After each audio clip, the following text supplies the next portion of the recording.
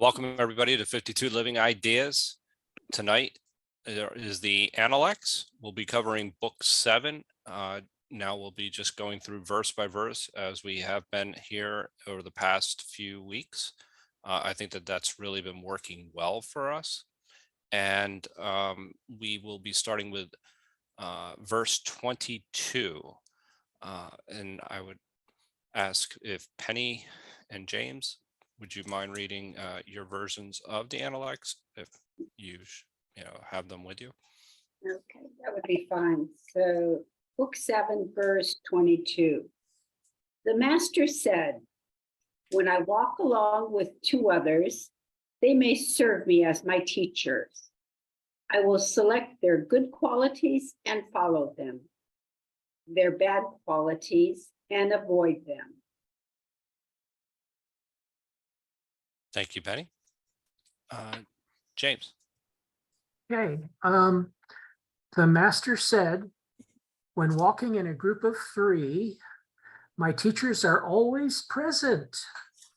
I draw out what is good in them so as to emulate it myself, and what is not good in them so as to alter it in myself.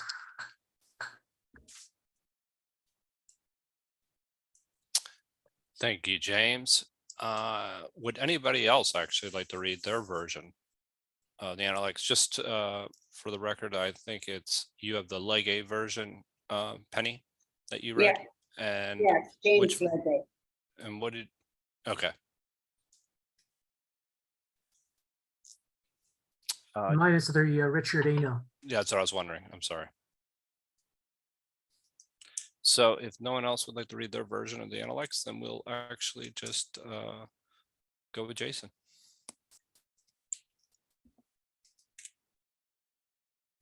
Okay, I think this one is simple. So the master said, in the group of 3, again, I will assume 3 means a few, right? And there must be a teacher for me. I will select the good one to imitate, or the bad one so as to correct myself. So I think that's simple, but I like the one, I forget who read it, James or Penny, about I work with 2 others. So let's take the word exactly like 3 people. So that's another interesting way to look at. Yeah. I like that as well. So would anybody like to share their, oh God, Aman, would you like to comment on? I would just say that this is probably one of the more well-known verses of the Analects. It's quoted quite often. And I think it's profound because it demonstrates the idea that through positive or negative example, a lesson can be learned, and to withhold judgment so that you can walk with people from whom you can gain something, whether you consider them to be an exemplary person or a person in need of correction. Even in that process, you gain something. I think this verse, it really reminds me a lot of Chinese school marms watching kids at play and trying to sort of not micromanage at all, but really allowing for kids to have sort of a robust experience with each other. That may or may not be as typical as it once was, but once upon a time, it was very important that you have both those positive and negative examples to pull from, and then you sort of would do a deconstruction or a post-mortem of your day's interactions with your wise elders at the end of the day, so that they could say, okay, don't emulate that. That was not a behavior to emulate. That's one to correct. And this is what you want to emulate. This is what you didn't really catch it there, but so it offers sort of almost a kindergarten rules, hands-on approach, prescription for how to let someone develop in a Confucian manner. Thank you for that, Aman. Jason. Yeah, the first three word, 三人行, okay, become a very famous word. I don't know anybody watch the soap up, not the sitcom, very early sitcom in the 70s, 90s, called the Three's Company. So of course that's not proper for today to make fun of gay men. So, but I feel old enough, you probably know that one. And then when I was in Taiwan, I watch it every weekend. The name is 三人行, 3 people walking together. So, so I still remember that sitcom series. So. And you could learn from Jack or I forget the other two names. Jack Triple? Yeah, yes. Yeah. So, or the other, I forget who the other. Jenny and Chrissy. There you go. You could learn Yeah. from all three. No, I think that this is I want to come back to Aman's comments after everybody's had a chance to speak, because I think that this is profound. James and Penny, then Yeah. Kevin. That's a good point. The Three's Company is a perfect reminder of taking good advice and from good teachers, and also reflecting bad advice in self-correction from bad teachers. So I think it's like to me, it's kind of common sense way of proceeding in life, but I think it also is a reminder from the master that that virtue is not a static endeavor, that we are constantly learning virtue from our own experience and the whatever contributions our friends and accomplices supply to us. So I think that's, to me, that's the meaning of this analect. That we're in a constant state of learning during our lifetimes. So I appreciate that part of it. Thank you. Thank you, James. Penny, followed by Kevin. So this time I've got a comment. I think that what it says in here too is applies also to books and teachers. You say there's a good teacher, you take the good things, but sometimes with a good teacher or a good book, there's good things and bad things. You don't need to take everything on board. And I think that's often people are, I don't know, I guess I have been, and I notice maybe other people too are inclined to either you endorse, you subscribe, and you're a disciple of, or a disciple of Confucius or someone else. And that means they've done no wrong, and everything they've said makes perfect sense. I don't think that's necessarily true. And that point was made. I didn't really get that point until I went to a play once that was written it was in New York City. It was at an experimental theater, but written by somebody who actually was a news broadcaster, I think, for decades. And in his spare time, he wrote this play where Charles Dickens, Thomas Jefferson, and Galileo all got together. They'd all died and gone to heaven, and they got together and discussed the Bible. And they were talking about, one of them made the point about, you take what's good and leave what's bad. And that really struck me and stayed with me. And I think that I was reminded of that when I heard this.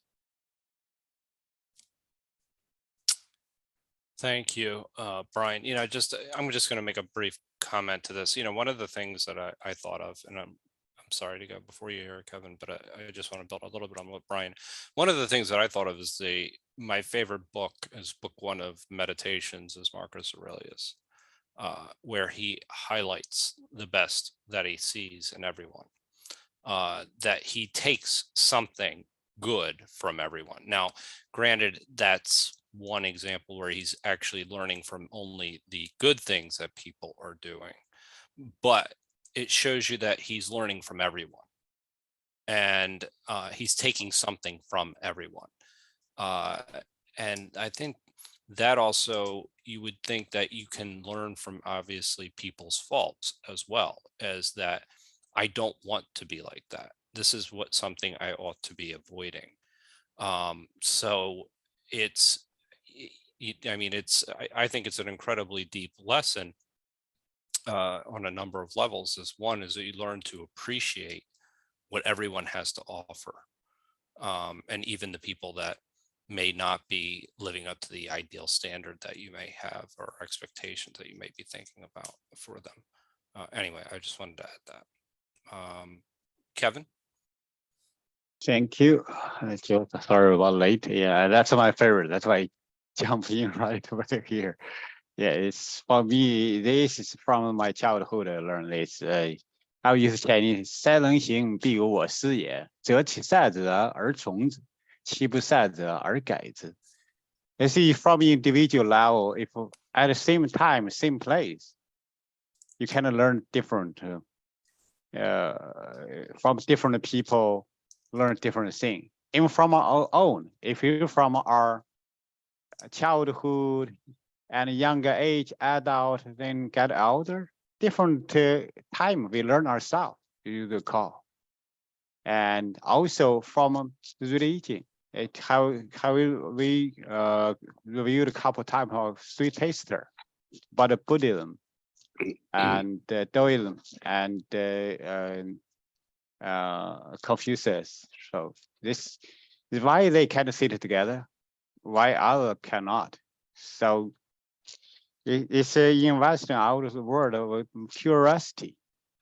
And if we base it, or if everything consider own product is God, that's absolutely right way to put yourself one side, put another side on a corner. So I'm going to pause here. Thank you.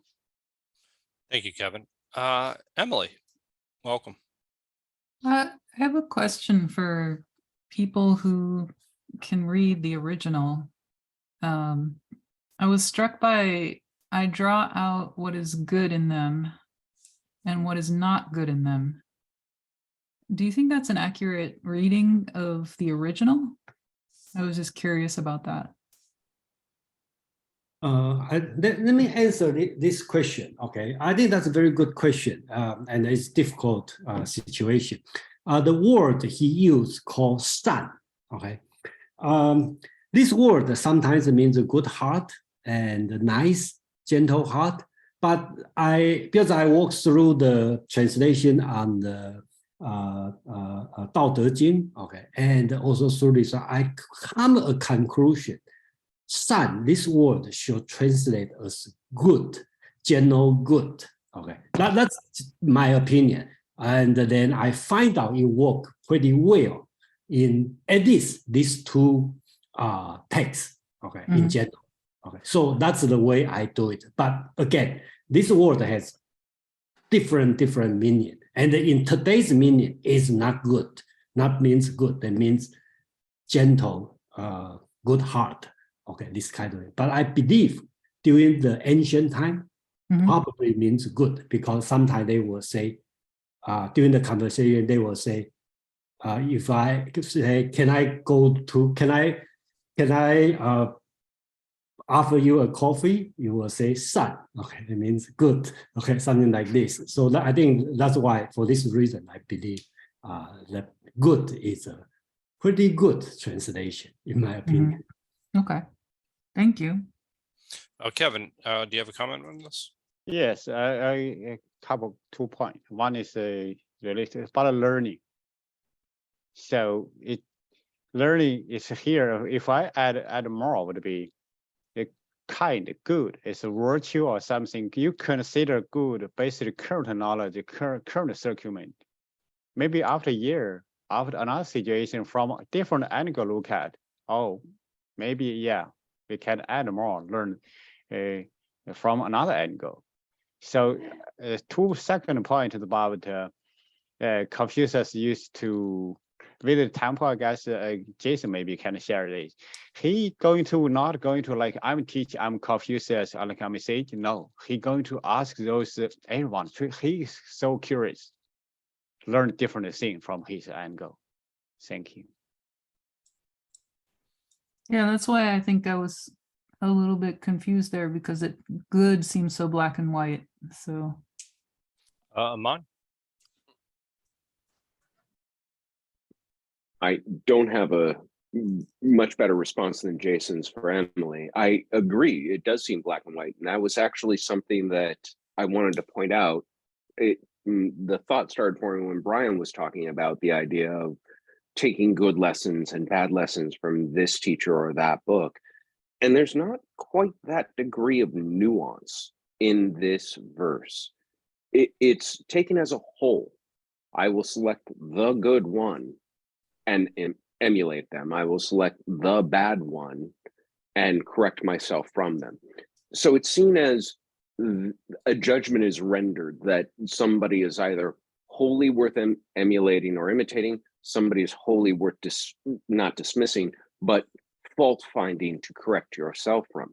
I do think Confucius and Confucianism does behave in a slightly more black and white dichotomy than many of us are comfortable with. The idea that, yeah, there were some good things in this book, but I couldn't agree with this part of it. I don't think he would have had the stomach for that idea of thinking. A book in particular, because of their rarity and, preciousness of the time, was something that was either absolutely brilliance and therefore it deserved to be committed to paper, or it was absolute trash and therefore just deserved to be picked apart. I agree with everyone's sentiments that I think we should operate with a much greater degree of nuance. But I think that nuance is lacking in this verse. And I think that's worth drawing attention to, because you see that judgment rendered by Confucius often in the Analects. He does not withhold judgment about something being worthy or unworthy. Thank you for that. As well as Jason, go ahead. Yeah, that's one thing is when I answer the question, it remind me not only in Analect, also in Dao De Jing or the text during this time, I find out the word "san" I translated as "good" I consider it's a good translation. But when the text use "bu san," that means no good. I translate as not good instead of bad or evil, because bad or evil have a different word. So in this way, it seems like the san, this good, is general good, but also not as general as Western concept of good, probably more specific. And when you have a negation on that, it does not necessarily means bad or evil. It means not as good as that word. So that's what I learned so far. So thank you. Thank you. Yeah, thank you for that insight. Quan. Yeah, I would like to maybe to suggest that within the Confucian framework, and I think that Jason answered a little bit in what I meant to say too. Not good is not necessarily evil to the core. Okay, not good maybe only mean in this context in the Confucian framework in general, not adequate, not ritually acceptable, or not going in the sense of what is expected in that social situation. Okay, lacking of judgment. So lacking of judgment, of course, is not something desirable, but it's not in the sense of that person has an evil soul. Right. And Gotcha. always inside the Confucian framework, it also means that if that person can be made aware of that inadequate behavior, or it's possible for that person to improve himself. Thank you. So with that, great question, Emily. Thank you for that. Shall we go ahead with number 23? Penny, would you mind? Okay. Verse 23. The master said, heaven produced the virtue that is in me. What can he do to me? Thank you for that. And James, The master said, Tian has engendered virtue in me. What harm can Han Tui do to me? thank you. Well read. So Jace, Just 1 minute. Okay. The master said, heaven produced the virtue in me. How can Huan Tui hurt me? I think the translation is easy, but the context, okay. So if you watch the soap opera, quite recommend. I don't know you pay attention or not. I did the last thing. They have the guy cut down a big tree, okay, as a kind of ending. That means this one, okay? Because the Confucius and his disciples practice rituals or doing the teaching discussion under that tree. And they are in the state of song, I think. And then Huan Tui is a minister. He's jealous, okay, to Confucius. So he wants to kill Confucius. And then luckily Confucius ran away and he's angry. Confucius went to Zheng, the state of Zheng. And since he is the minister, governor, he cannot cross the border. So he kind of angry, so decide to cut down the big tree, you know, as a showing. And the Confucius just knew that and say, then he start to say, oh, the heaven produced virtue in me. How can Huan Kui hurt me, right?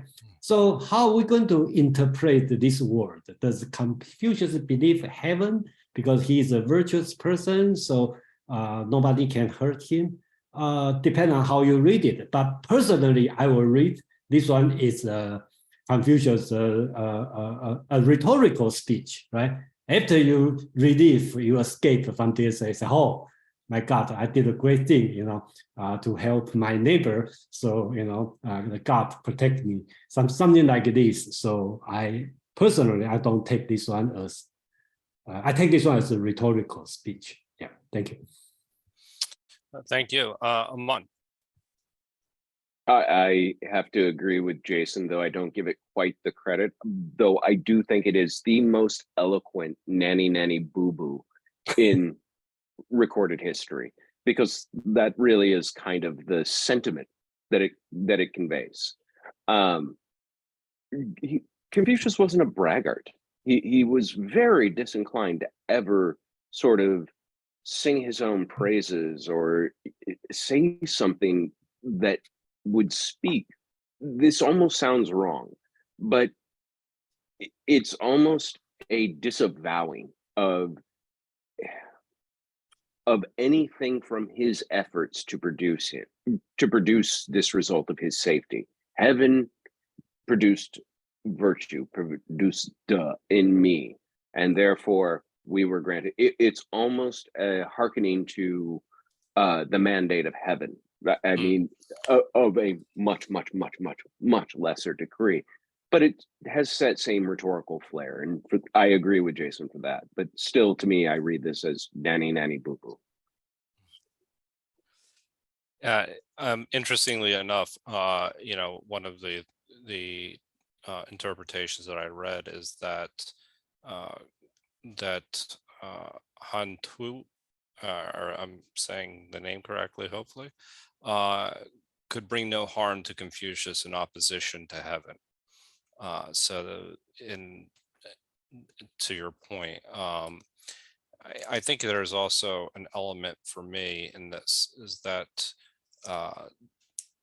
that there was a certain degree of tranquility that Confucius must have had, a lack of anxiety as well, that nothing could bring harm to him.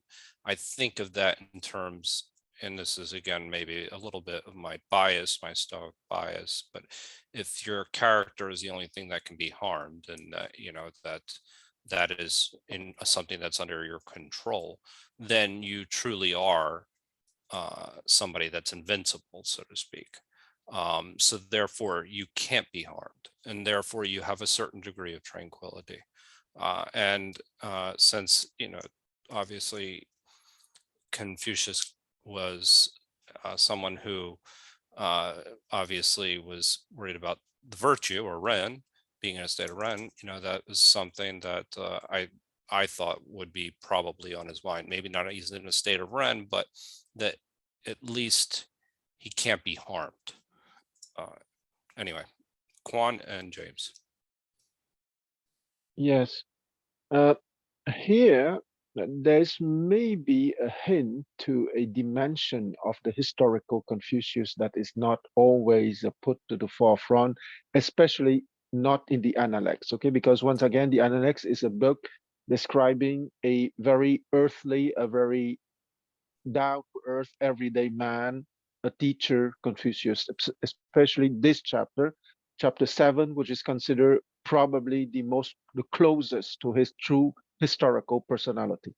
So those 2 lines or 3 lines, 2 lines and a half, hints maybe to a more, and it's maybe to use that word with Confucius is almost an absurdity, but maybe to a more messianic dimension of Confucius. Okay, in the sense that there is a school within the Confucian lineage, which consider precisely Confucius much more than that teacher. Okay, a kind of philosopher king having a messianic dimension. And because he has that messianic dimension,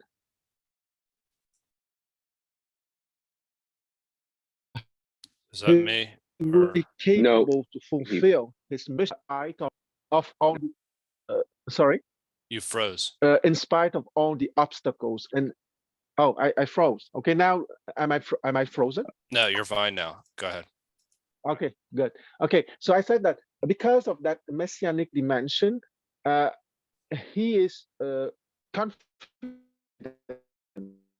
No. to be capable to fulfill his mission on earth, despite of all the potential obstacles. Okay, and for the down to earth anecdote, apparently Confucius made a comment on the massive stone coffin that Sima Huangtui made for himself. Okay, and that massive stone coffin cost the labor of 3 years of a group of workers.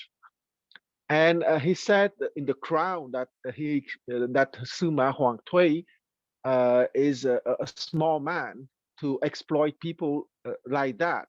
And of course, it has been brought back to the ears of that Sima Huangtui, who was not very happy, of course, of this having been chastised in public by Confucius, and he wanted to exact a revenge by preventing Confucius to enter the capital city of the Song Principality. By the way, the Song Principality is the principality from which his ancestor, the Confucius ancestor, were coming from 250 years before. Okay, because Confucius is an immigrant. Okay, a 250 years immigrant, if you want, because his ancestors were not from the Lu Principality, but from the Song Principality.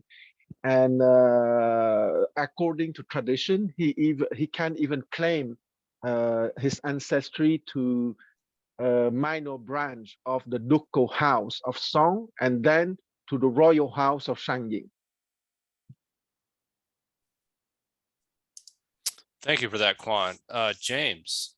Yeah, I do thanks. wanna- That was interesting. Yeah, this is a really, I didn't think much of this at first, but it reminds me of the fact that you could have something happen because of an enemy.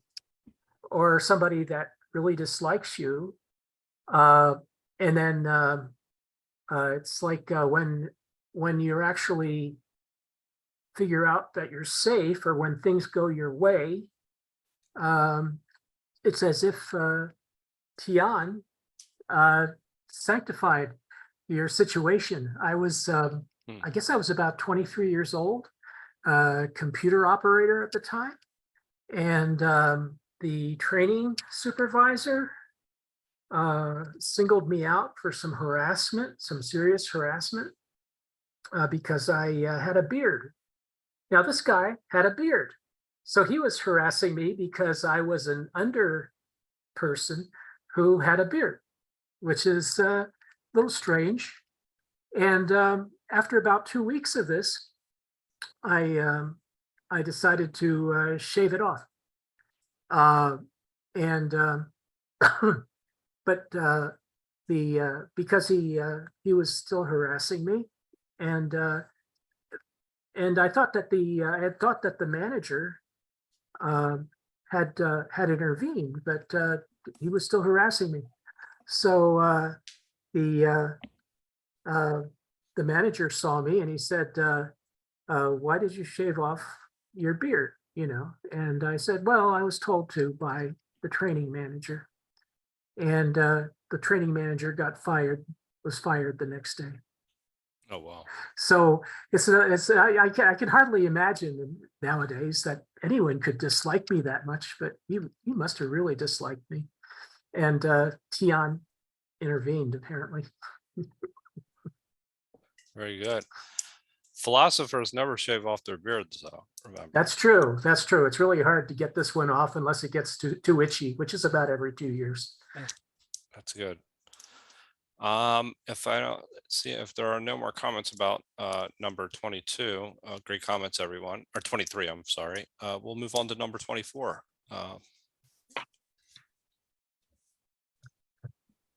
Penny, would you? Okay, verse 24.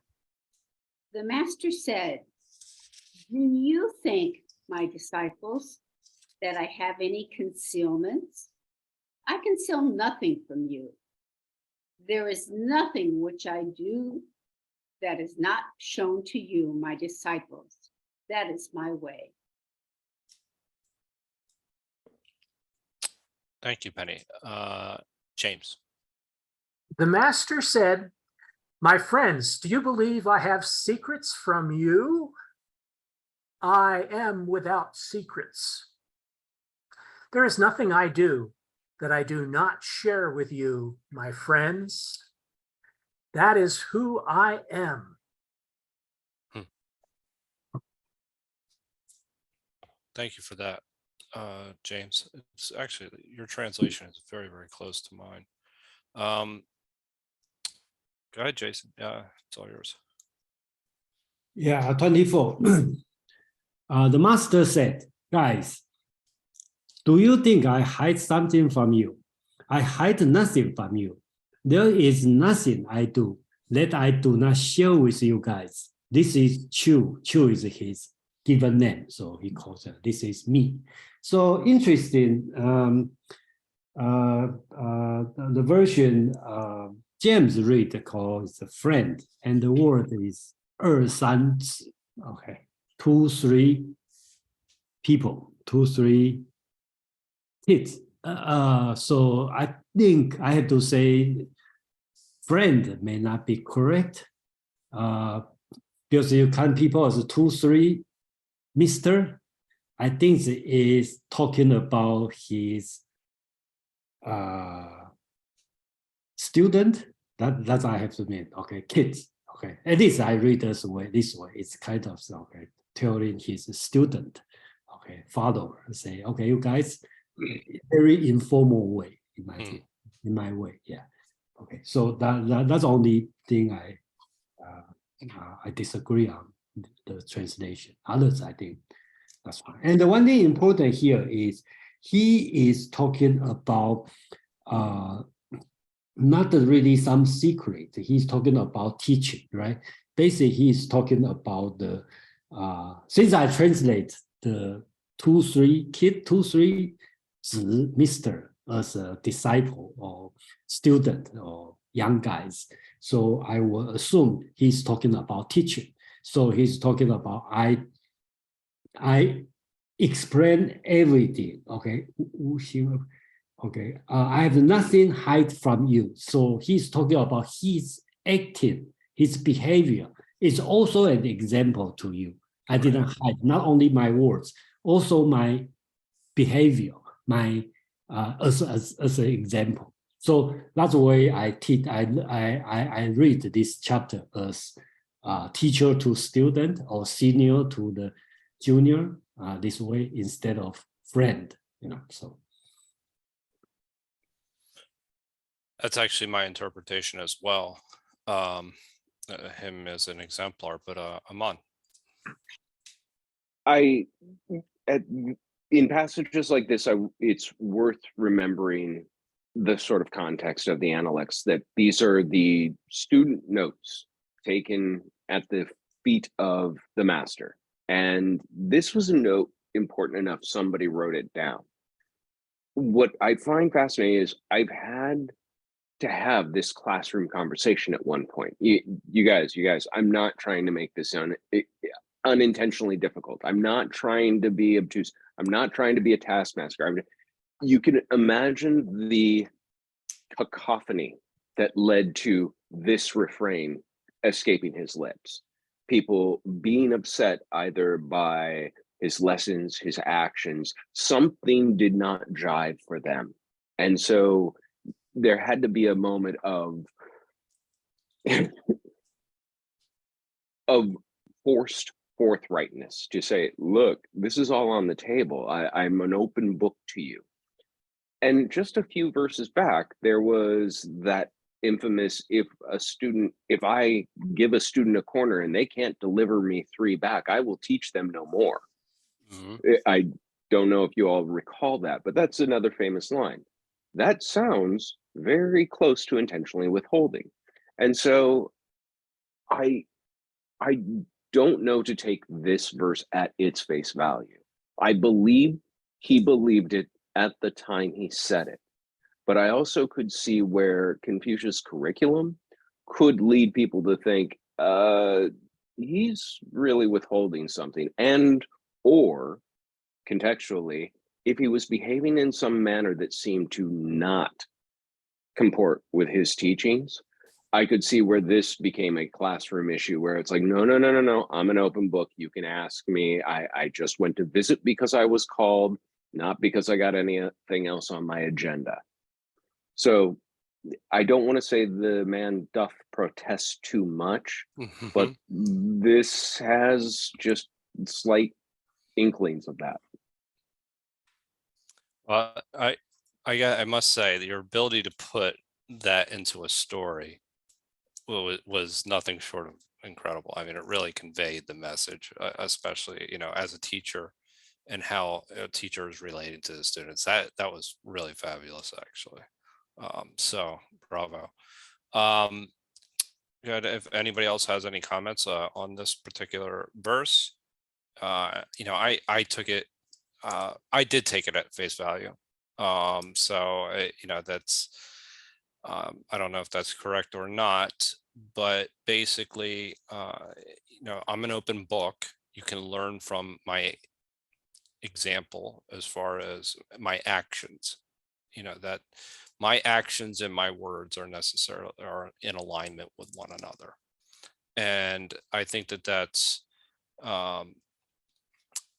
conveying a certain degree of authenticity to his students when we've actually, in the Gospel of John meetups, we're talking about this very in the Aquinas writings. They were actually, he's talking about the person that speaks with words and the person that acts. And the person that acts is obviously going to have a bigger influence over individuals. But again, when your words and your actions are aligned, that it's especially meaningful, and that he's serving as an example for his students and saying, this is who I am. That's what I took from this particular verse. Penny or Brian. So this all raises a question in my mind. It seems like we must have touched on this at some point. But, physically, what was his arrangement with his students? Did they live and eat and sleep together and clean together and do everything together? Or did they go off wherever, lived in their own place or lived with their parents and then came to a class? That would help. That kind of would help me to understand a little bit this passage. You Yeah, got it. I know I Quan mean- probably have an answer on that, but I think everybody probably have a different And he view. talked about it a little bit earlier in the book, if I remember correctly. But anyway, Quan, go ahead. Yeah, okay, so it- so You're freezing on us again, Quan.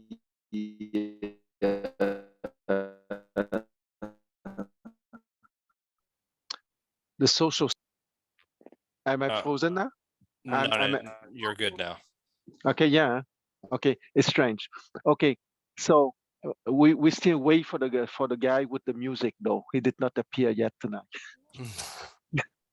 So, and so I said that it depends of the social standing of the of his student. Okay, because let's not forget that Confucius was a teacher for young noblemen.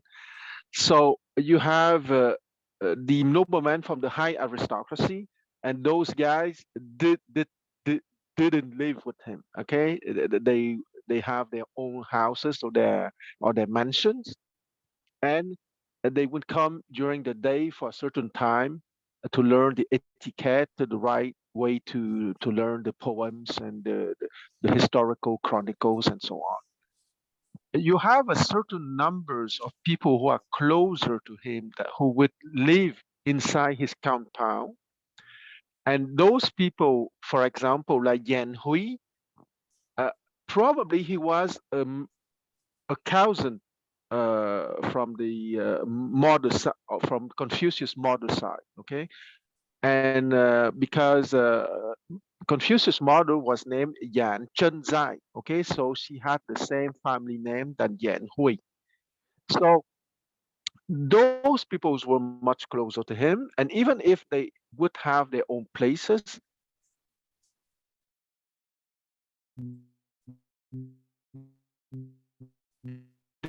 You know what, Quan, you might want to actually try your camera off. every day in his presence of intimate. Okay, do my voice pass better? Yes. Yeah. Hello, hello? Yes. Okay, We do miss seeing you, that's a but good idea. So so it depends of the social standing of the disciples, and I would say that there's also the interpretation that his disciples is also a political party, okay, because let's not forget that Confucius had a political agenda, and of course the disciples who were from the high nobility were useful to him, but there was no need for them to stay with him. But there are people who are from more modest means who were almost with him every day. Thank you. yes, thank you, Quan. Does anybody else have a comment about number 24? Or no, I'm sorry. Yeah, 24. I'm sorry. If not, then shall we go to number 25? Okay.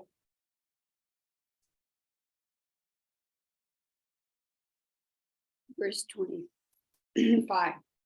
There were four things which the master taught: letters, ethics, devotion of soul, and truthfulness.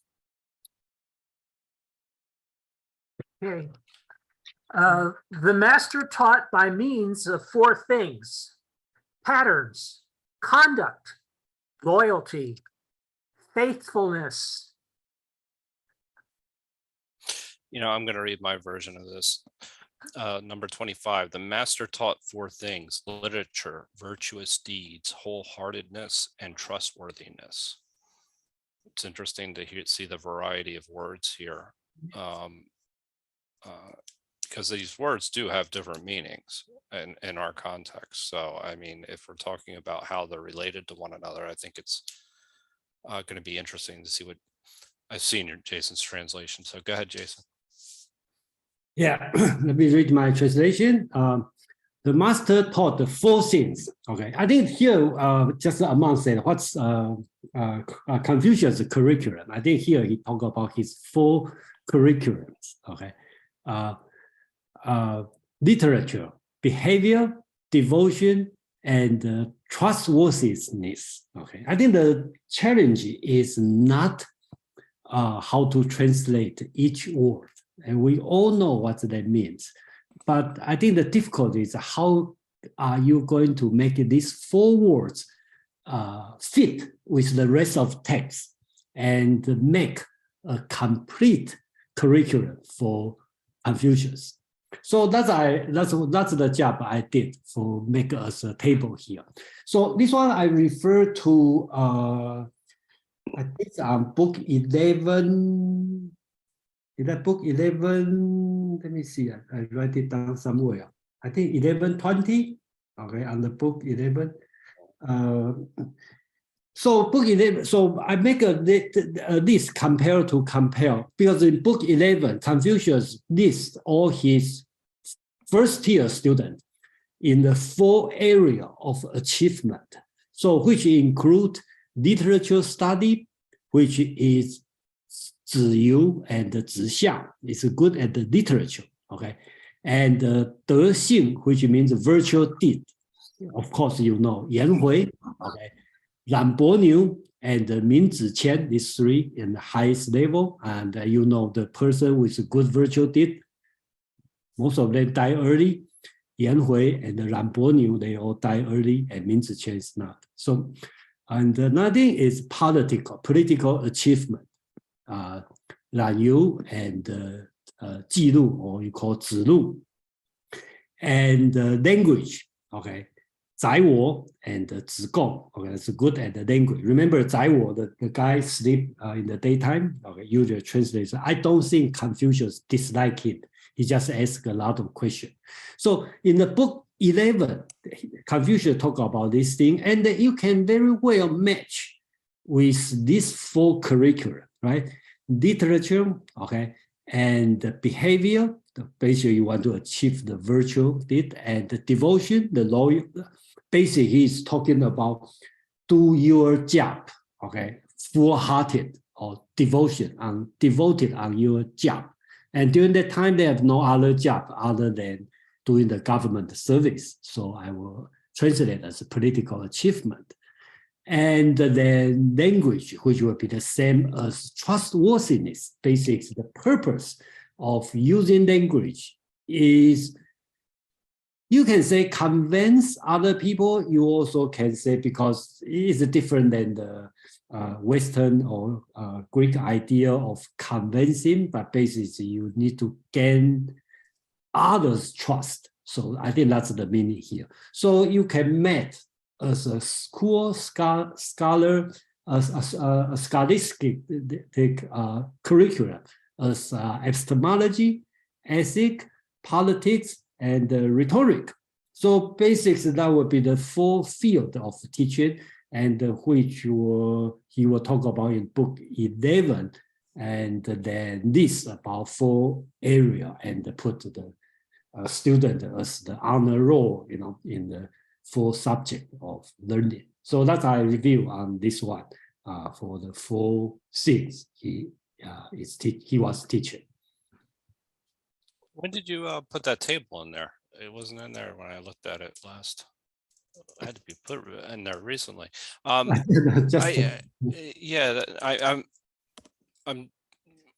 might have a question about the distinction between virtuous deeds and behavior at some point, but I want to get to Amon first. I'm kind of right there next to you, Joe, in that I've missed Jason's tables. There were many more of them in the Tao Te Ching.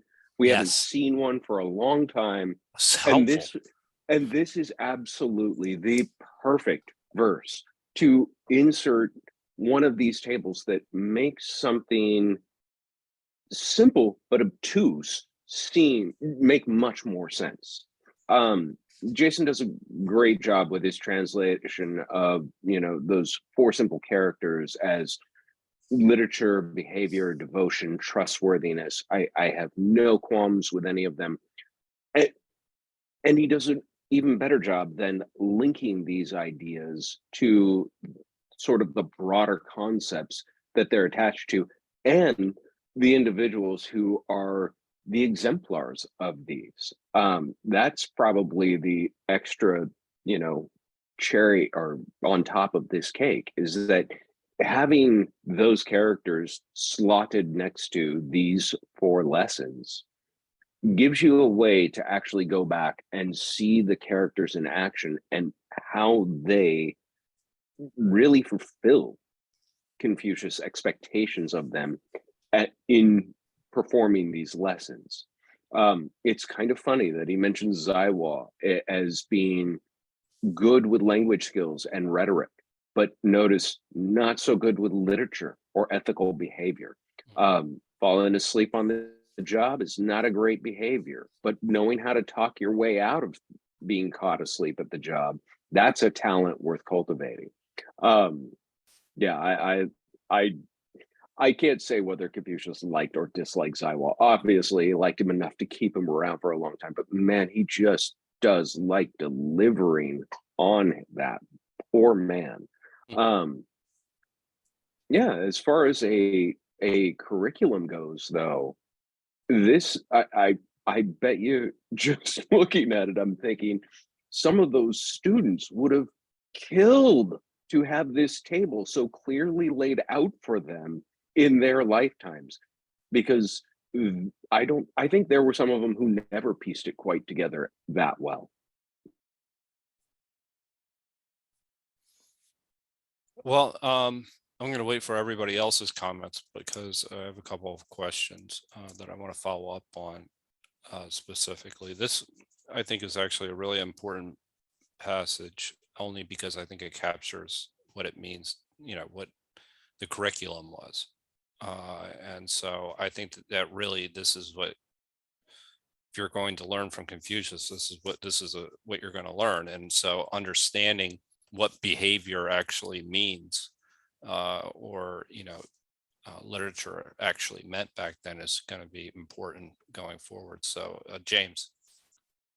Yeah, this just reminds me of one of the criteria, I think, for any great teacher is to have a balanced curricula. So I think that this sort of brings that to mind. Whatever you're teaching or whatever your responsibilities are, you're balancing the curricula for your students so that they have an opportunity to learn a balanced plate of ideas. Yeah, I mean, the thing that I'm thinking with behavior, what is really meant by that? I think that that's an important question to kind of ask, because I think of behavior, as we've learned to this point, is a lot of rituals are actually part of that. So there's a lot of ritualistic behaviors that would be included in that. So it's not simply, cultivating a good character. It's also adhering to a certain standard of ritual. That's the only way I could put it. I don't want to say dogma, but I just wanted to put that out there. Anyway, so Amon and Jason. Oh, I was going to attempt to answer that. The passage where Confucius speaks of himself at 30, 40, 50, 60, 70 is when he says, at 70, I could follow my heart's desire without fear of being improprietous. In other words, his heart's desire, his virtue, his self-driven motives were in accord with what was ritualistically acceptable. We view dogma and we think of it as a restriction of rules upon our head, telling us thou shalt or thou shalt not. Confucius would have viewed those same sort of rituals as a gold standard to live up to, and not so much in terms of sort of an oppressive set of dogmatic rules, but as if you're really the best version of you, then you will want to wait until your host sits before you begin to drink, or whichever specific little piece of minutia and rule was applicable at the time. And so he says at 70 years old, he had polished and ground that heart of his into accord with those proprietary rules. For him, that's what behavior was. Behavior and virtue were linked, they were prescriptive, and they would develop together into a form that comported with the standards already established. I know that's kind of reversal of a lot of Western thought, but for him, it really did make a sense. These were the greatest sage kings ever. Emulate them, live up to them, try and be like them. And until you get there, you got more work to do. Thank you for that. Jason. Yeah, yeah. I just try to answer Joe your question about the second curriculum. 行, okay. It's hard to translate because by the word, the Chinese word means walking or behavior, okay, conduct. That's the word. But it also has a meaning, moral sense meaning, okay, your Right. good behavior. So if you look at this way, the first one, okay, let me show the table. Yeah, I was just about to ask you for the table because I there's virtuous deeds. Among the question why I didn't do the table I did another table in 道德经 but not in Confucius, because 道德经, remember 道德经 is the one third person spoke. They just lay out a lot of teaching, so you can lay out. Confucius, this analog is dialogue, and kind of boring dialogue, one question, one lesson of the monologue. So to me, the big challenge is how to pick up this tone. Okay, I think the tone is very important, right? Just like people say, hey, Jason, you look young. Well, I'm not sure, he means I really look young today or I look old yesterday. So I have to pick up the tone. So that'd be the big challenge. So that's why I didn't make a table until this morning. When I reread this one, I find out I make a table will make it clear. And remember, this one is no dialogue. It's just no confusion. Say, just the third person said, the master taught 4 things. So that's why I didn't make table in analog until this one, because this one is not dialogue. So back to Joe's question about the second thing, behavior. Can I ask one in before you get started? Also, Yeah. Why behavior instead of virtual deeds? Because you were talking about it being an action. Okay, let me answer in Okay, this way. Okay, sorry about if you, I think let's look at this way.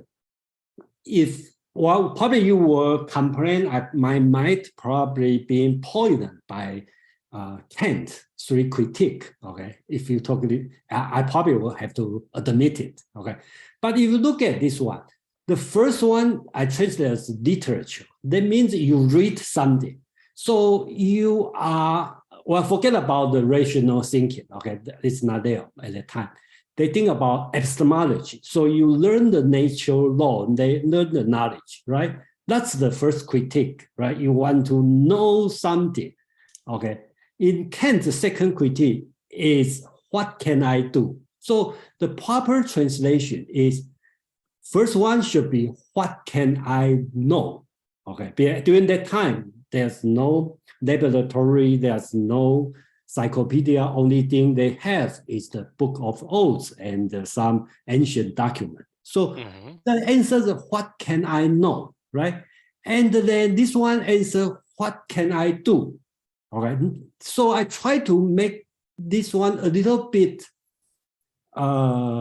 neutral instead of talking about something achievement, right? So this color will be something more measurable.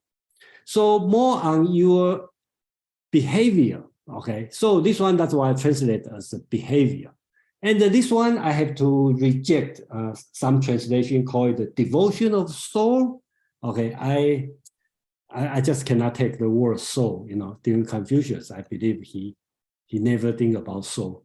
So I believe this one also not loyalty, because it will be too narrow. It means this one is, how am I going to behave myself, right? How am I going to do for myself? This one is, what can I do for the business? Dealing with things, okay, with affairs, which we means the political, okay, because that's the only thing they are doing. Third one, I translate as trustworthiness, okay, because this one is talking about, what can I do to other people? So that's the language skill, or you want to translate as the rhetorical. Okay, before I think about dialectics, but I think that would be too Western. Okay, so I think the rhetorical probably a proper way to think about it. So if you look at these four categories, it probably match very well, right? The first one is, you have to gain your knowledge, and the rest is what your behavior. And he put in the three categories. One is, what am I going to do for myself, right? That's my personal behavior. What am I going to do to the business, to the affairs? What am I going to do with other people? Okay. I think that's the four categories he's teaching in the entire Confucian school. That's why that's what I'm thinking, in this kind of curriculum. So we have two hands up. Thank you very much for that. That was a very, very helpful. This is actually, I really like the tables. I have to reiterate that one more time. James and Penny. Yeah, this is just for Jason. I have a synonym just based on what you said for behavior. It would be comportment. So in a poetic context, I would use comportment to describe some of these. That would be a one word that I might use to describe this kind of combination of conduct and behavior. Oh, thank you, James. That probably this component will be a little bit close to comportment, yeah. Comportment, habit, yeah. Could be habit.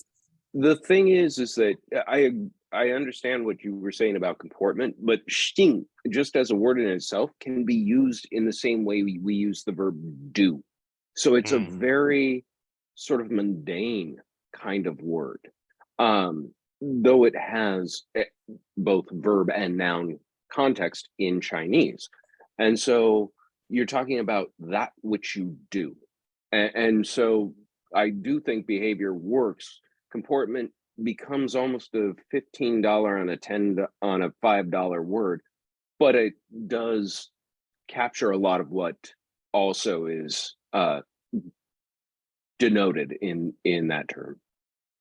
Yeah, thank you for any suggestion, because that's I could put component / conduct / habit / behavior to cover everything. But I don't want to have somebody say, okay, this is one word, you write 20 words to translate, right? I want Confucius to say 4 words and I only give 4 words. Okay, 5 the maximum. I don't want to put 20 words for 1 word. So that's another challenge I have. And since James talked about this one, it reminds me, James and I had some discussion on the word "wen," and I think James, remember, okay, you follow Dr. Eno's translation on "wen" as a pattern, okay, and then yeah. So on this one, some place, most place, I pretty respect Dr. Eno's translation, but on the pattern, I have to disagree because especially on this one, I'm not sure, how can you think about this pattern as one thing Confucius teach, right? So, yeah. No, I thought of it because I use comportment as a philosophy word. I definitely want to come back to, I mean, first of all, I just want to, I'm always appreciative in going through the Tao Te Ching of just how challenging and how much work Amon and Jason put into this. So this is just a taste of it, of how difficult it is. An appreciation for what you're doing, but this is a very good example of just how much thought and work actually goes into this. So and I'm still going to take advantage of more and ask another question after Quan. But anyway, still, Penny. I'll never forget life together as one love the moment we met. Penny, go ahead. Okay, I had a question too on the same section as ethics, because you had put virtual deeds, but I was thinking maybe virtuous Yes, deed would that's what I be have. better in English.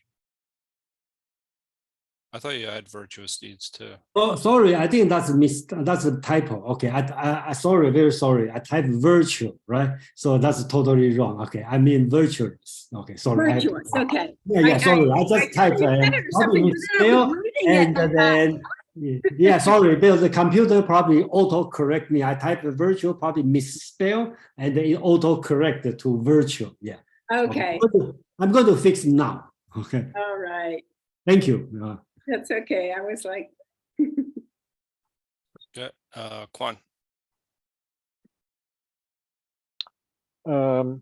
I would like, I think on the contrary, and I hope that there will be an interesting debate or discussion about that what Robert Eno suggests with the word patterns can have some merit, and I will try to explain my understanding. If you see Van, Sing, Zhong, Xin as the manifestation of 4 dimensions which need to be an integrated whole, okay? If you take Van as pattern, I would make the hypothesis that when you learn Van, you are training your mind, okay? And that mind is the source, is responsible for your Sing, for your right behavior. And that right behavior can also manifest in your words, okay? Because the sin of trustworthiness. So you have something at the level of the mind, of the words, of the general behavior, and of the devotion as manifested in your work or in your interaction with people.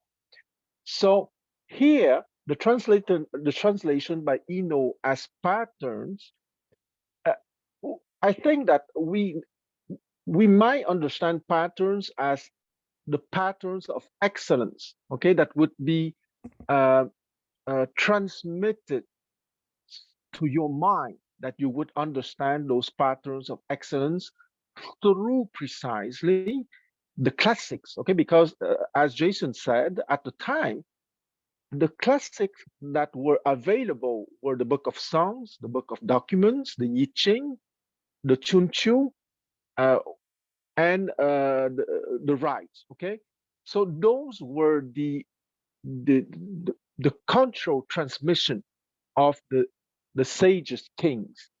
So they wanted to convey that excellence in terms of mental power and of morality by by their cultural legacy in those classics, the timeless education, and you have that training of your mind, which will be reflected in your words, sin, and your behavior, sin,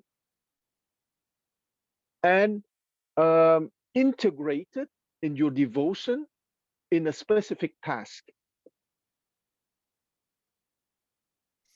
If I'm, were you done, Yeah, Quan? Yeah. yeah, I'm done. If I could just make a quick comment, Yeah, Amon, sure. I mean, I see the pattern as true, is like something that is in your mind leads to Yeah, your deeds. And then that leads to another word that was actually used for one of my translations, which is wholeheartedness. And this idea that wholeheartedness is something that essentially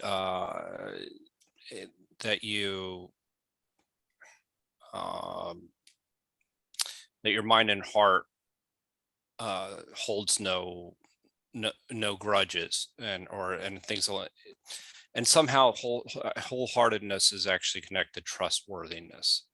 So I think that what you're kind of talking, like almost like these are almost like cardinal virtues, how they're intertwined to one another, and you're saying that that's somehow a pattern. Is anyway, I don't know, yeah. Amon, or is that accurate, Quan? Am I capturing what you're trying to say?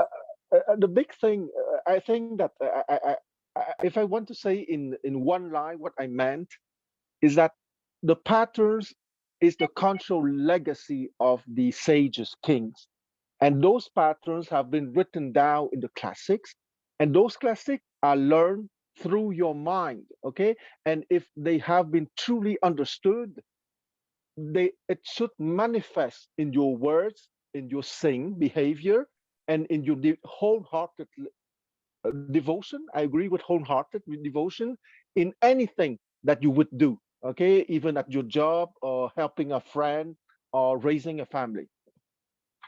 Okay, Amon, sorry. I want to split the baby between Anu and Jason here, because I do think that there is, I don't want to say merit. I do think the translation of when as literature is more in keeping. I think what Anu pulls out, though, in opting to use the term pattern is a lot of the broader context for what literacy meant to the Chinese people of that time. There were two categories of humans in the world for them: civilized people and barbarians. Everyone who was a barbarian were the people who did not have civilization, and civilization was synonymous with having a written language. It became the absolute divide between what meant someone was actually almost literally to their mind a person, and somebody who was a demon or ghost on the outskirts. So this idea of literacy being so central to the identity of Chinese culture, to the inception and development of Chinese culture, its ability to be passed on, cannot be overstated. That term, when, can directly mean literature. Yeah, but what that actually also meant to Chinese was the pattern of being acculturated, of being a civilization, of being able to pass down things through beyond time, beyond the living memory of one individual. And so there you start to see where this notion of a pattern could fit, because you see the ability of something to repeat itself throughout continued time. I don't think that it is a faithful translation to the Chinese, but I think it was an attempt to capture a great deal more of what can be used, or what can be meant when someone says when, than merely a written language, because we treat it very merely. It can be language, it can be formality, it can be culture, it can be civilization. It is wrapped up inextricably with those things in the Chinese culture. But it does start, and I will defend Jason on translating it as literature, because it does start and rest on the ability of the people to be literate and understand from their predecessors. Thank you for that. And yeah, my little dictionary, when is translated as literature, as literally literature. You mean Google Translator? No, that is well. This is it's a glorified version of Google Translate. Oh, okay. but actually, I put it in the chat because I when James and I kind of discussed about the translation on this word, I looked through every single word in Analect, and I draw the conclusion: literature is the right word, and even some place, if you translate as a pattern, it works better. But just based on my own principle, I don't want to use the different words for the same Chinese word. So I have to vote for literature. But I do see some other place, for example, 文章, okay, sometimes that means pattern. It's easier than using literature. So, and there could be another same word I put in the chat as a pattern, which is the silk side. Okay, that's the same word, but different words in the permanent. And the second word, they do means pattern. So literature and the pattern is not totally unrelated. It's related, but I just have to go, choose one. So Yeah, exactly. I just 2 seconds. Okay, I think that the idea that Eno wanted to convey is that that literature is a timeless literature, supposed to transmit the patterns of civilization and of cultural excellence. Okay, I think the merit of patterns by Eno is there. Okay, it's that literature is a corpus of text supposed to transmit the excellence of civilization.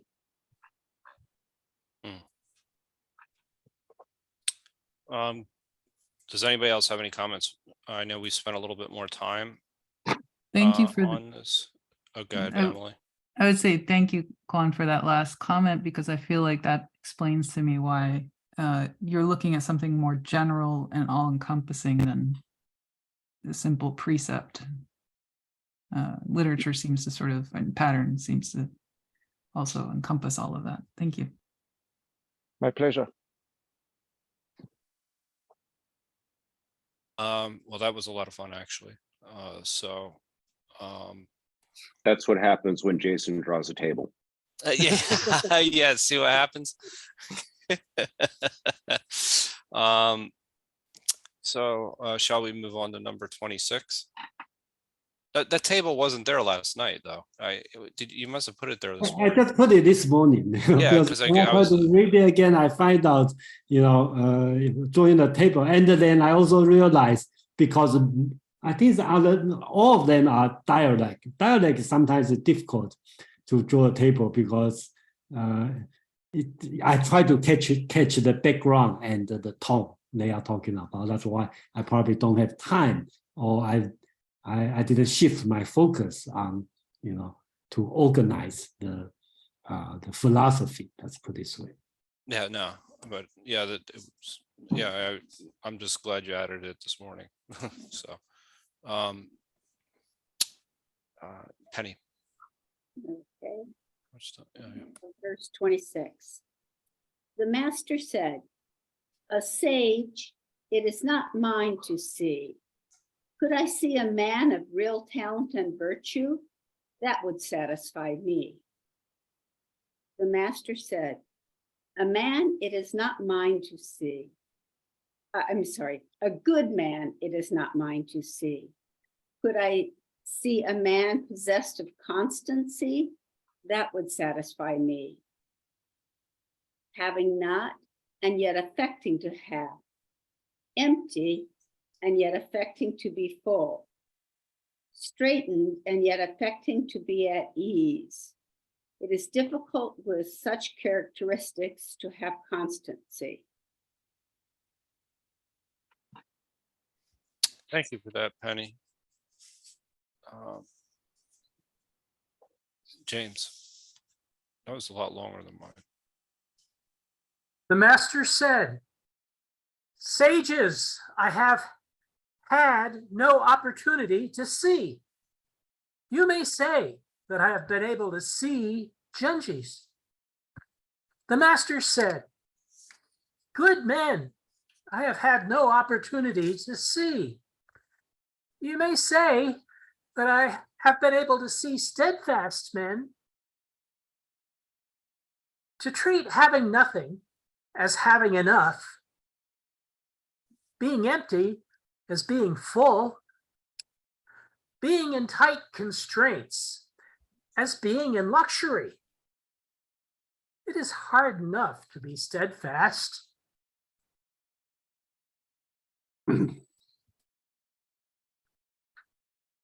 Thank you, James. Jason. Okay. The master said, sages, I have no opportunity to see. Seeing Junzi would be satisfied to me.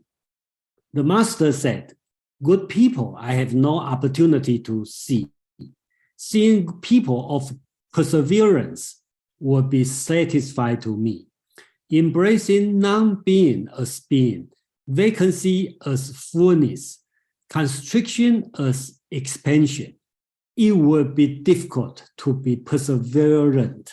Okay, so a few things I'd like to mark here is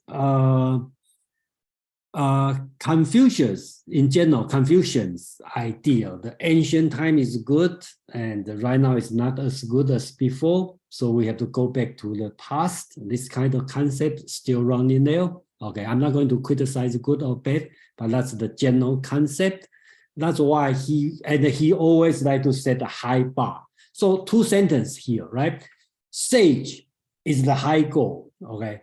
And then if you, that's no chance, zero chance to see sage anymore because that's past. If I can see even Junzi, the moral agent, the moral man, or his high score, we read a few chapter, you know, he even don't easily give somebody say you are Junzi, right? So if I can see Junzi, that'd be good enough, okay? So that's the first thing, talk about sage.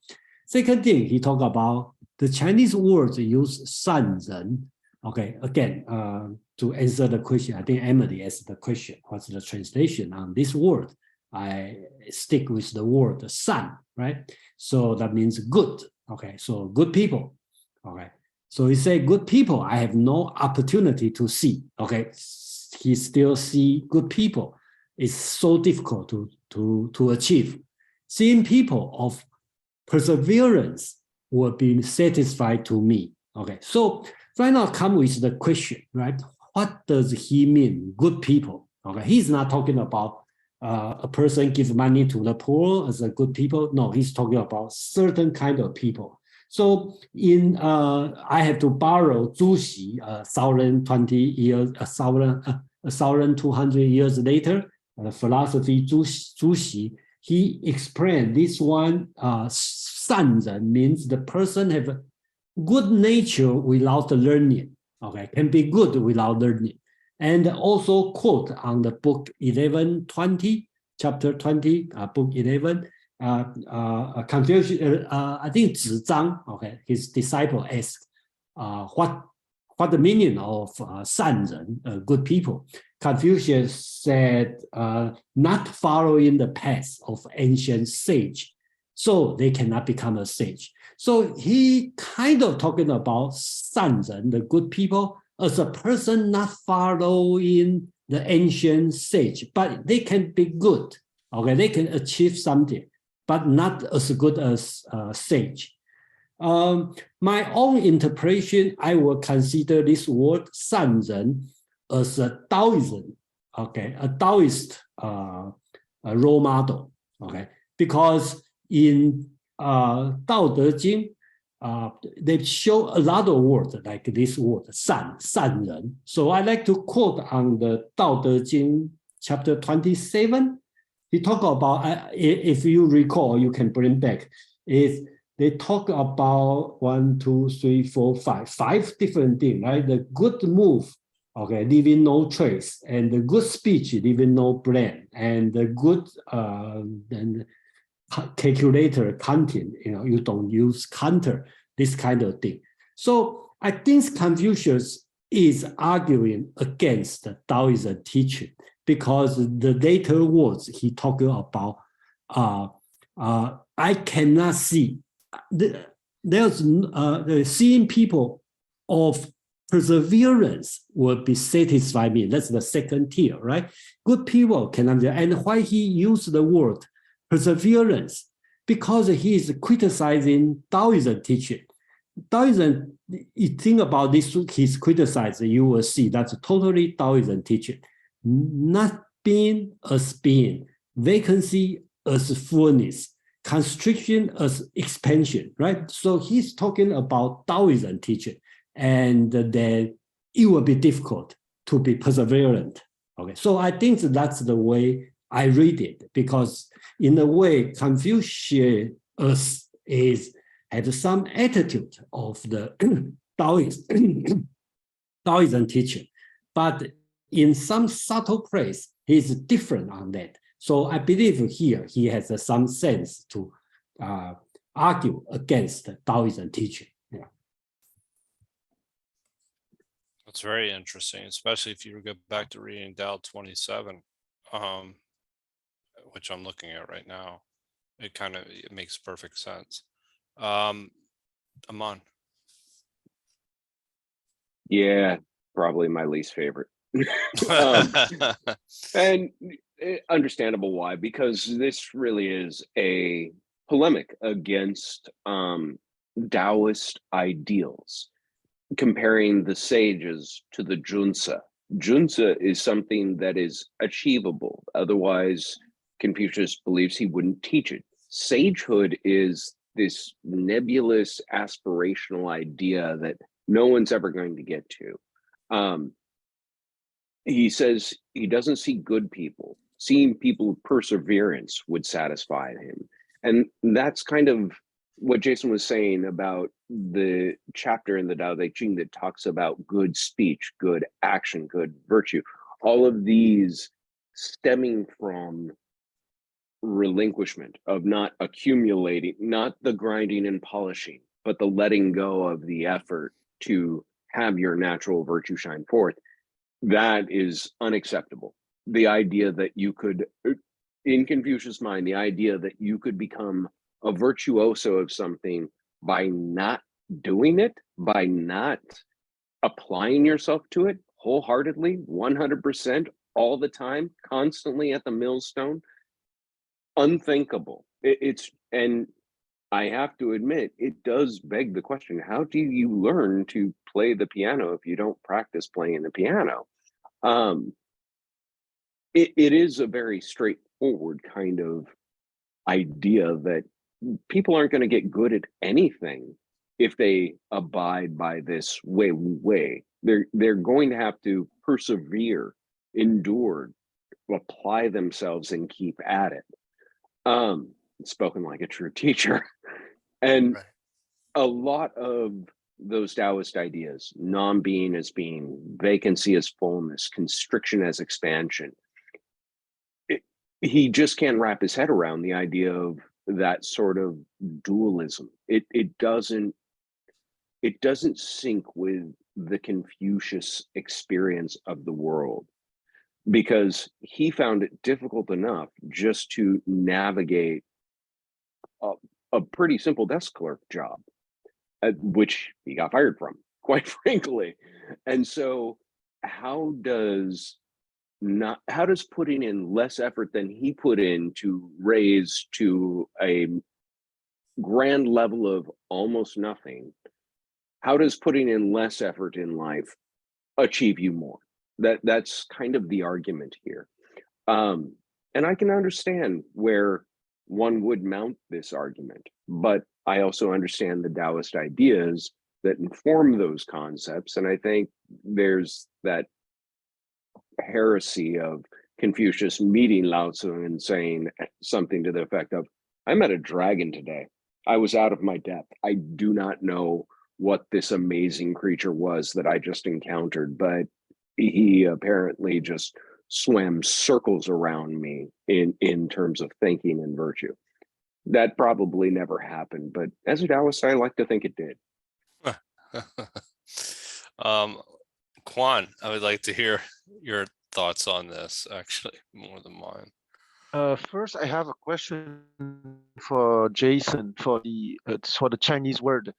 The master said sages. I have had no opportunity to see the Chinese word for sages. There is it Shanran or is it Shangran? Oh, okay. Okay, so there's two words, okay? So the first master said is Shengren, right? The master, Shangran. Okay. Shengren, that's the, and the second master said is Sanren, right? Okay. The good You- man is Good man. Shanran. I translate as a good man. So one is Shengren, one is Sanren. Okay, so that's Okay. two. Okay. Because I have a more Confucian interpretation of the whole paragraph. Okay. And I would not use the struggle between Taoism and Confucianism as the basic interpretation for this, because You may have to turn off your video, Quan. Shangran is very Your video.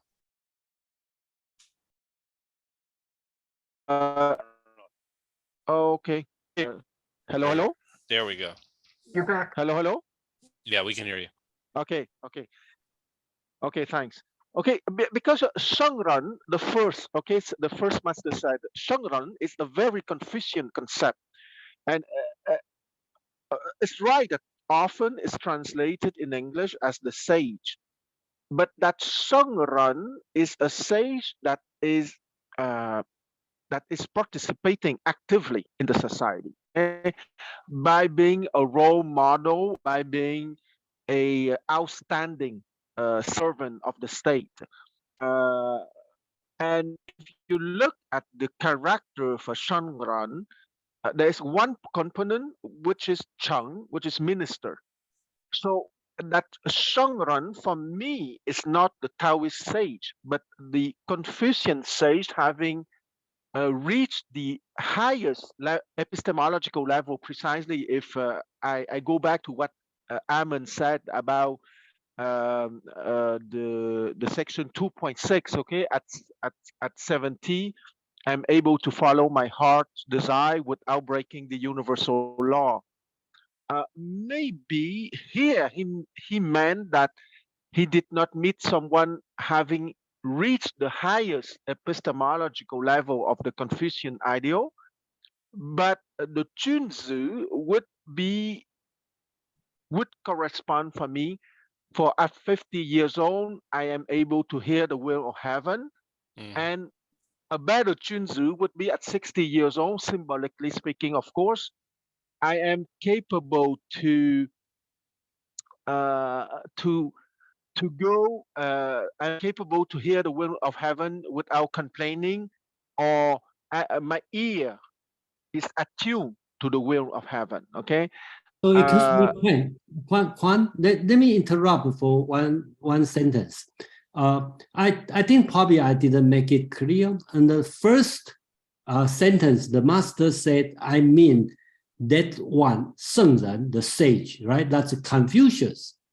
Yes, sage. exactly. And then the second So- one, I kind of see that he's talking about Taoism, right? So I just want to make sure. Oh, okay, right. Okay, so it might be then we can see the first part, the first part as he would transmit his idea that he was not able to see the highest epistemological achievement for the Confucian ideal, but that he saw some men who were able to hear the will of heaven. And at the second part, then he would describe possibly the Taoist ideal, but still, I think that he would the idea that he would transmit here that I did not see the highest epistemological achievement, but I met people who are quite developed still in their epistemological journey. So Kwan, let me challenge you one question. Okay, how are you going to explain the last 4 sentences, right? You're talking about the being, non-being, vacancy as a fool, and this kind. Does this sound Taoism? I would say it can be interpreted as Taoist, but I would say that it could be interpreted in a social framework. Okay, I read the 4 last lines. Okay. Yeah. Okay, at least I read the second paragraph. The master said, "Good man, I have had no opportunity to see. You may say that I have been able to see steadfast men. To treat having nothing as having enough, being empty as being full, being in tight constraints as being in luxury, it is hard enough to be steadfast." I agree that it can be discussed in a Taoist framework. Okay, I have no fight with that. But however, I think it can be interpreted within a very down-to-earth framework. Okay, meaning that you know very well that for the Confucian gentleman, to treat having nothing as having enough, being empty as being full, being tight constraints, as being in luxury, it is hard enough to be steadfast. It's considered as a Confucian quality, okay? Not to suffer in your heart, on your mind, because you have some material deprivation.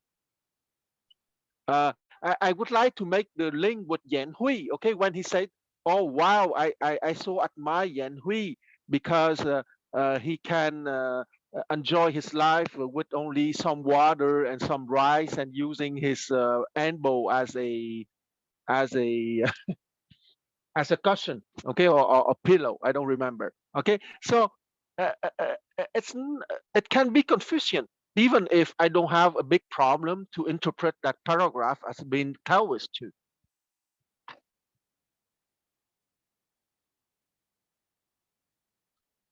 Any, do you have any comments, Jason? No, I take it. I take it. Yeah, because that depend on who you are.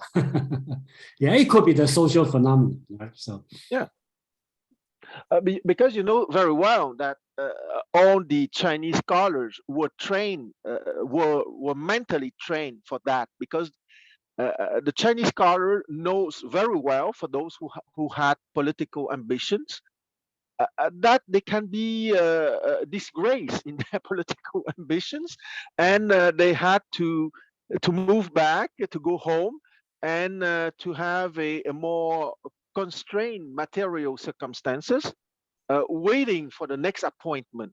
So it can reflect a phase of a Confucian scholar's life. Thank you, Kwan. Mark, and then I want to go to try and get one more verse in, if possible, for this evening. I don't know. Let me look at number. Thanks, Joseph. I'll be brief. I'm loving the debate here about how to interpret this one.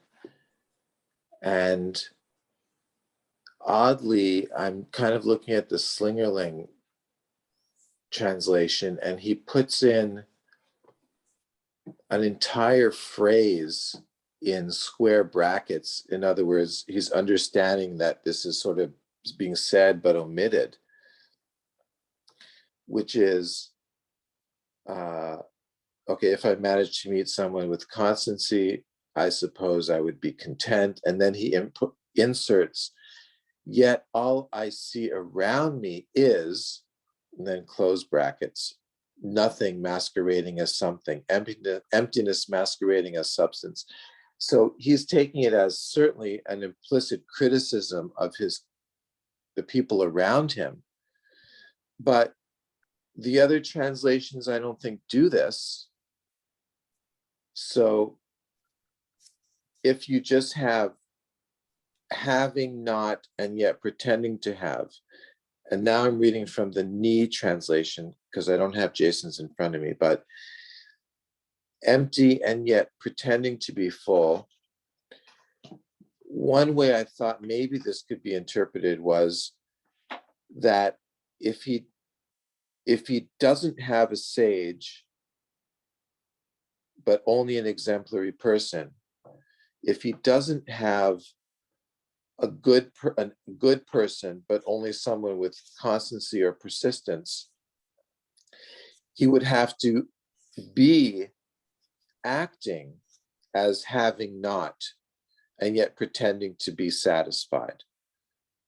Is this sort of a portrayal of his own mental state, not having a sage to meet, yet only someone of a slightly lesser? I'm just wondering if anyone is understanding me, perhaps. I think so. I think so. I agree with you. Yeah. But I just want to add one more thing is get to the, because right now with computer it's very easy to do the word count. Okay, so plus the analect only 10,000 characters. So like Confucius were in the whole analect, Confucius talk about 人, talk about 君子, okay, over 100 times. The second most frequency work that use the search engine optimization term. Okay, so is the 贤, okay, the worthy people. They put it 20 times.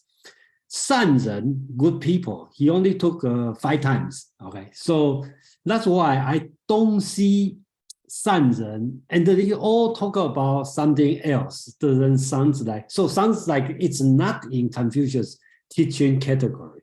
Okay, 君子, 人, and 贤人, which is worthy man, they all in his teaching category. And 善人 probably is not. He always associates with something else. That's why I draw the conclusion that he probably talk about in 道德经 or 老子, this kind of teaching, because I can believe this kind of, during the turmoil time, this kind of practice could be popular.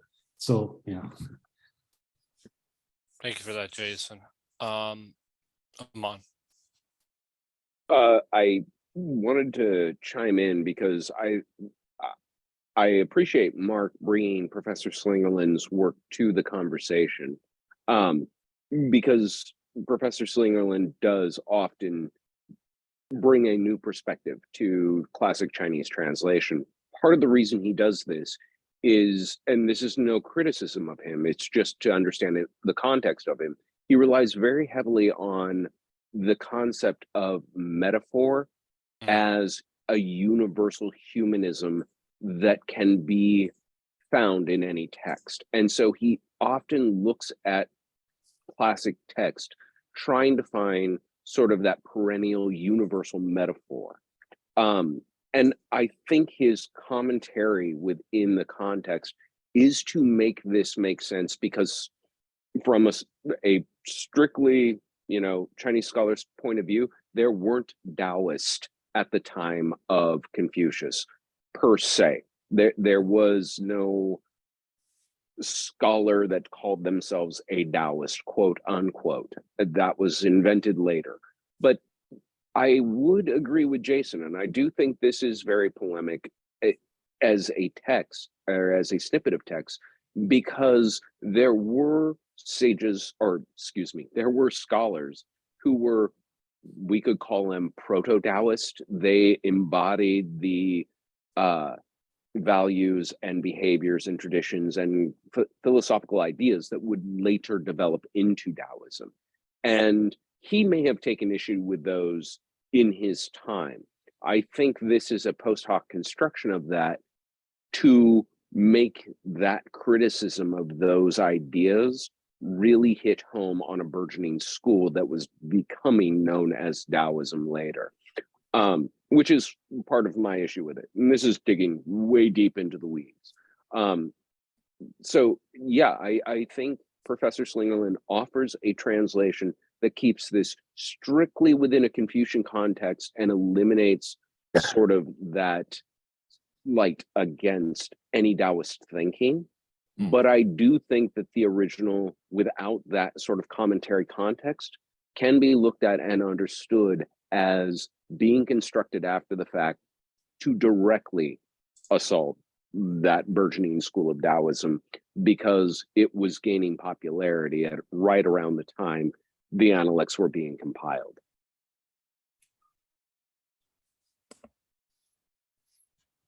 Thank you for that. I very much And I appreciate may it. miss you all for the next chapter, but I will look forward to seeing you again next week. Thank you, Amon, and thank you for for everything. So very much appreciate your contributions as always. Thank you. Thank you. Should we, Jason? What do Yeah, you we think? can go one more. That one is very short. Yeah, let's do it. So we shall do number. Well, I guess it's number 27 in your translation. It's it's a different number for me. It's number 28. So Penny, go ahead. Okay, verse 27. The master angled, but did not use a net. He shot, but not at birds perching. Go ahead, James. When the master fished, he did not use a net. When he hunted, he did not shoot at nesting birds. Jason, go ahead. Yeah, this one is very short and I think very simple. The Yeah. master fished, but not using a net. He shot, but not at the perched birds. So from here, you learn, right? Confucius is not a boring person. He likes sport. He do hunting, fishing, but he is doing this one as a moral cultivation. Just like if I put a quote on book 3, chapter 7, he talk about 君子 also compete with archery, right? You want to toast, okay, and bow and do it, right? So he like to sing, he like to sport, he do competition, but he keep as a gentleman's game, even to the animal, right? When he do fishing, the purpose is not get a lot of fish to eat. His purpose is exercise, having fun. Okay, so and he don't want to shoot the birds. It's perched.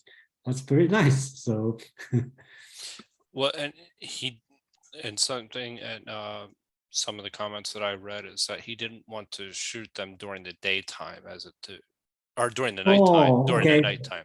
Yes, okay, that's the words. 亦不射树, okay, that words, okay, it means daytime, okay, that words also means sleeping, okay. Yeah, sleeping while they were sleeping because sleeping they were or perched, okay. So I will assume, because that words is a little bit means rest, means room, means a certain time, okay. So I will assume he doesn't want to shoot the birds who is sit there, perch there still. I just have to assume this way. So he want to shoot the birds is flying.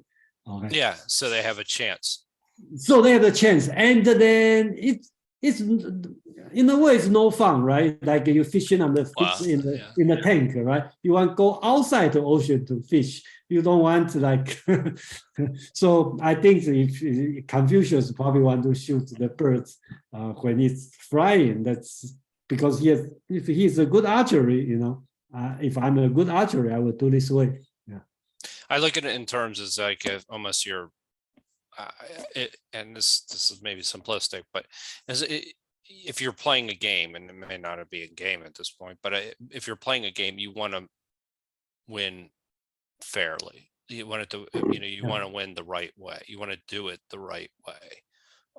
You don't want to take advantage of something while it's incapable of defending itself. And so, and to me, that is a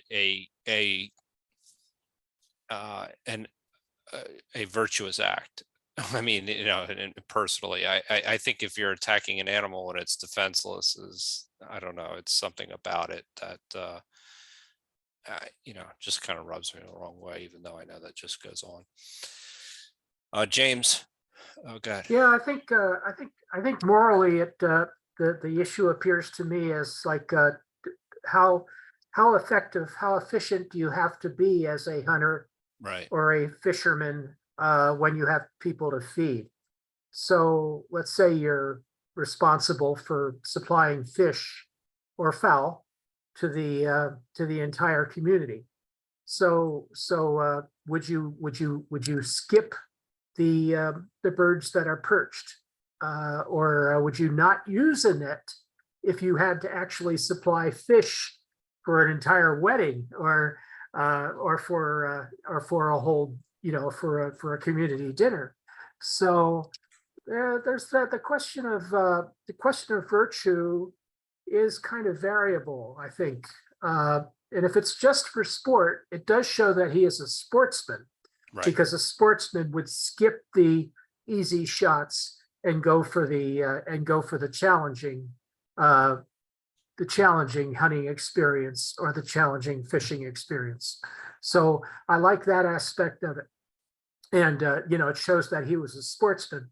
But on the virtue side, it is variable based on what how professional the sportsman is expected to be, whether he has to actually supply victuals for an entire community or a large family, or whether he's just simply out for fun. Yeah, I like that distinction, and I can appreciate the distinction. One is more the virtue is sacrifice, kind of for everyone else, at that point. But the other one, if it's sport, there is a distinction between, yes, being a sportsman and giving a fighting chance to whatever the opponent is. So anyway, which I actually like this passage. So let me make another comment on about a little bit about the general translation on this project. So this one is a good example. So I don't want to interpret as Confucius' benevolence, love animal.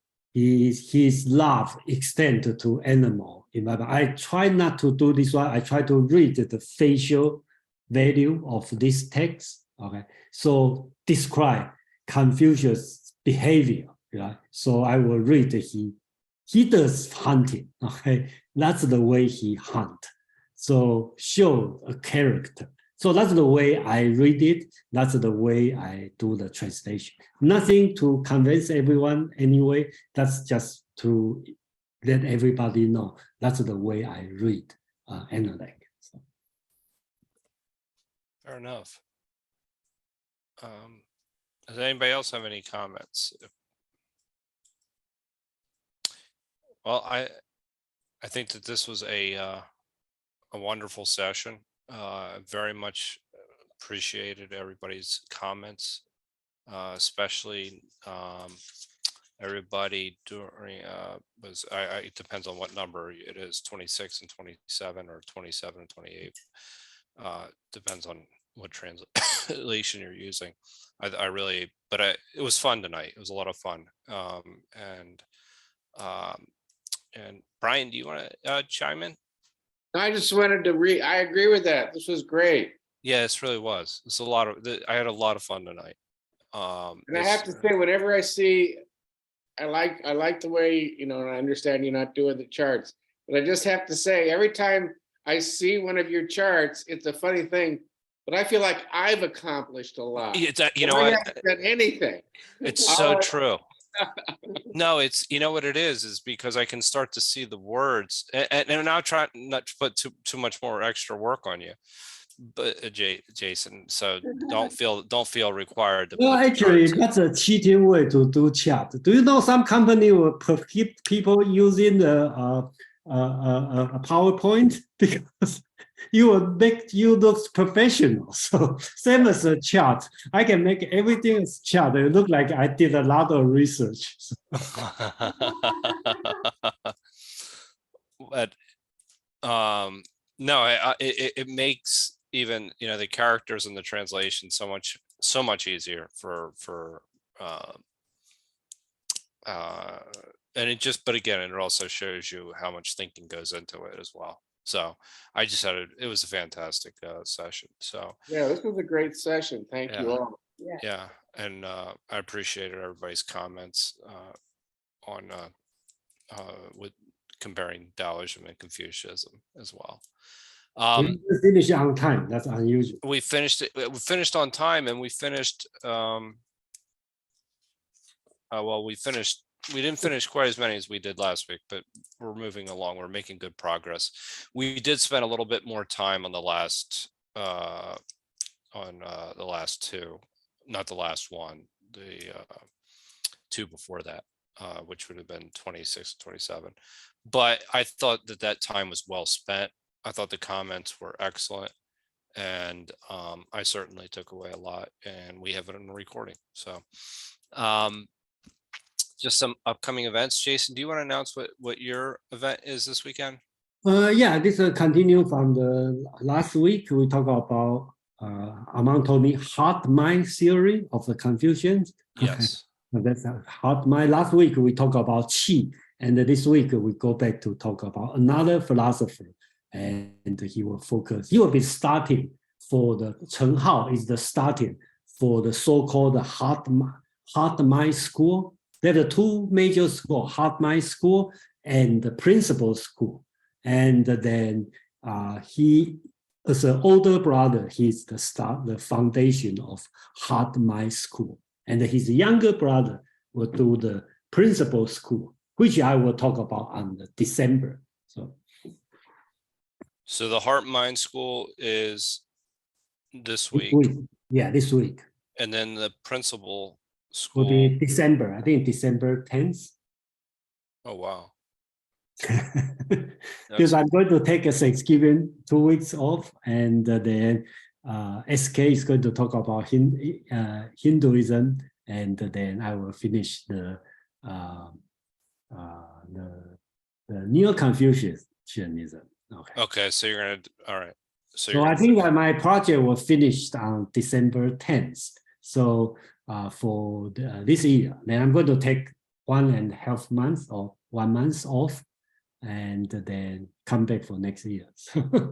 Okay. And then Quan is going to join us to do some cool things. That was well earned. So it's been a very, very, it was a lot of work. We learned a lot. Actually, we're just commenting that before the meeting as well. We have some upcoming events this week here as well. Tomorrow night we have learning and practicing improv with 52 living ideas, and that is being led by Michael Morey, where you'll have an opportunity to practice improv, which is can be, and it's a lot of fun. Thursday is actually going to be the Gospel of John. I don't know if Gary will be joining us, Amon's friend. But it is actually John 1:1 we'll be covering this week. So we're not covering chapter 13 like we usually or have been. We're going to to John 1:1, which we've done in the past. There are, let me see if I can do this really quickly. If I can put this in the chat, or I probably won't be able to do this quickly. My computer's pretty slow. There are videos that we have from John 1:1, and the one that I would recommend is the one that is called John chapter 1, part 1, verses 1 through 18 with Nick. That is a very, very, very good video. But in fact, if you wait 1 second, I will actually put that in the chat. And then, so what else do we have coming on this week? Oh, we have the Divine Feminine. Brian, do you want to just say anything about that really quickly? Coming up. Yes, I'm presenting on why, well, we were presenting on Divine Feminine, and then a lot of people were asking rather urgently, please explain why there's no goddesses in the Western wisdom traditions, no goddesses carried forward to today. And so I addressed Athens last time, and this time I'm going to address Judaism. And since Judaism is a religion, Judeo-Christian religions or traditions are religion for millions, hundreds of millions of people, I think this is really relevant. I have spent a lot of time on this last month. It was not, I thought it was going to be easy. It was not easy to figure out. And to me, there were a lot of surprises. I think there might be a lot of surprises for other people too. Well, that's wonderful, actually. I'm looking forward to that. And that'll be Friday evening at 9 p.m. And hang on, my video quality is off. And then, so what else do we have going on? That's sounds pretty exciting. Wait 1 second. I promise I can put this video in there, and for anybody that's planning to attend. My computer is has very low bandwidth. And then what else? That's all actually that's listed. I don't see. Oh, and this upcoming weekend we have a very, very interesting event. We have both Yasuhiko Kimura, and he will be speaking on the fourfold vision and the age of imagination, the new spirituality. And that'll be Saturday at 11 a.m., which actually is a good time for me. And then we also have the conclusion of Mark Stallman's series, The Three Spheres, East, West, and Digital, and Trivium University. So this is Trivium University is a graduate school that is actually being launched. It's an online graduate school. And if you haven't been there the first 3 sessions, I would suggest that you definitely attend this one. His Three Spheres series was actually one of the most interesting series that we've done here. So I was unable to grab the link. Let me just try one more time for everyone, but it's really worth listening to. This individual, Nick, has a lot of good insights on, and the beginning is the word. It's pretty unique, actually. So even if you're going to listen to the first 10 or 12 minutes of it with the Gospel of John, it's a very important passage. So it would be worth listening to for about 10, 15 minutes at least. Okay. Well, thank you, everyone. This is a great session, and I look forward to seeing everybody next week. Take care. Thank you.